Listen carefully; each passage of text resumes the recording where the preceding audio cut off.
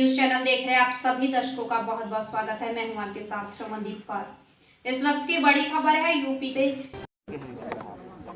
देखिए, कोरोना नाम की बीमारी पिछले 1 वर्ष से भारत में प्रविष्ट हो गई है, ऐसा बताया जाता है।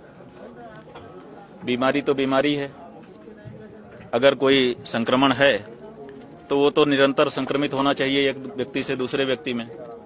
लेकिन ये देखा गया है पिछले 1 वर्ष के अनुभव से कि ये कोरोना नाम की जो बीमारी है ये केवल धार्मिक आयोजनों में आती है।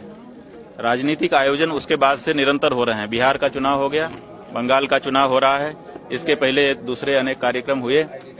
तो ये कोरोना उन रैलियों में नहीं जाता है, रोड शो में नहीं जाता है, और धार्मिक कार्यक्रम जहां पर भी होते हैं वहां पर आ जाता है। हरिद्वार में कुंभ हो रहा है, 12 वर्षों के बाद आ रहा है। लोग प्रतीक्षा करते रहते हैं कि 12 वर्ष के बाद कुंभ का काल कब आएगा कि जाकर के हम पुण्य लाभ अर्जित कर लेंगे, और फिर अगला कुंभ हमको मिला कि न मिला।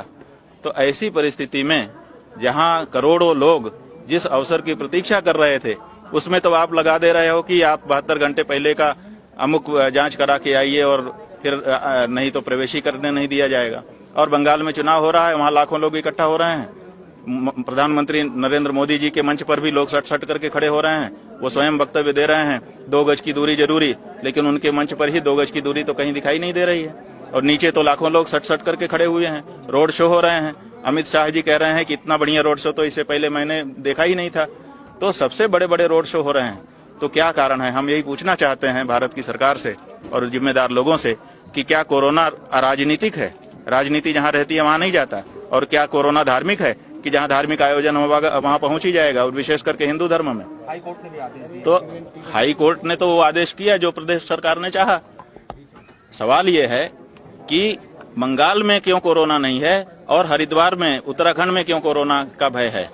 भय तो दोनों जगह होना चाहिए ना। अगर एक देश है और एक प्रकृति है, एक ही रोग है, तो वो रोग यहाँ संक्रमित हो जाएगा, बड़ा डर है, वहां संक्रमित नहीं होगा। इसका मतलब है कि जहाँ राजनीतिक कार्यक्रम होगा वहां सब जनता के स्वास्थ्य को भुला दिया जाएगा कि क्या होगा इसकी परवाह नहीं की जाएगी। धार्मिक कार्यक्रम में केवल होगा। तो हमारा ये कहना है कि अगर केंद्र की सरकार, राज्य की सरकारें अगर बंगाल में, बिहार में लोगों को बचा सकती हैं तो हरिद्वार में भी, उत्तराखंड में भी बचाएं। और अगर वो भगवान के भरोसे बचे हुए हैं तो यहाँ भी भगवान के भरोसे छोड़ दें, ताकि लोग कम से कम आकर के आस्था की डुबकी तो लगा सकते हैं, अपने जीवन को सफल तो बना सकें। बड़ी मुश्किल से ये पर्व आता है। तो ये एक हमारा कहना है, इस बारे में राज्य सरकारों को स्पष्ट करना चाहिए। कुंभ का कार्य शुरू हो चुका है, अभी तक कार्य पूरा नहीं हुआ है। कहाँ पर? देखिए, बात यह है, कुंभ के बारे में लोग हमको ये बता रहे हैं कि ये कुंभ में जो कोरोना की कड़ाई की जा रही है वो इसलिए की जा रही है कि प्रशासन ने तैयारियां कमजोर रखी हैं। ज्यादा लोग आ जाएंगे तो तैयारियों की कलई खुल जाएगी, इस डर से ये नहीं किया जाए, ऐसा लोग कह रहे हैं। हमारा अभी इस पे अध्ययन नहीं है, लेकिन जो आम चर्चा है वो ये है।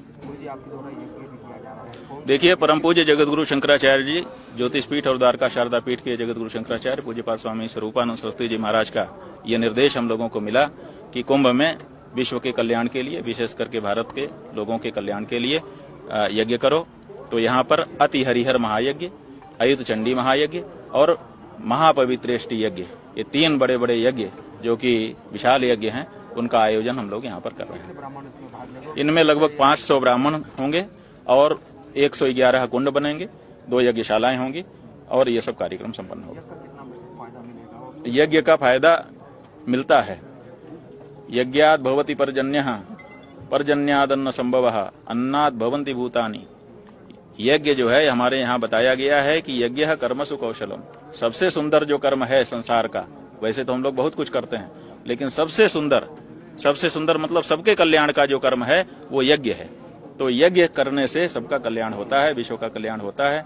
इसीलिए यज्ञ सदा से होते आए हैं। यहाँ पर भी जो यज्ञ होगा उसका परिणाम पूरे देश के लोगों को मिलेगा। सबके जीवन में शांति, सुख, सौहार्द विकसित होगा। देश दुनिया की खबरों के लिए world media times news channel को सब्सक्राइब करें।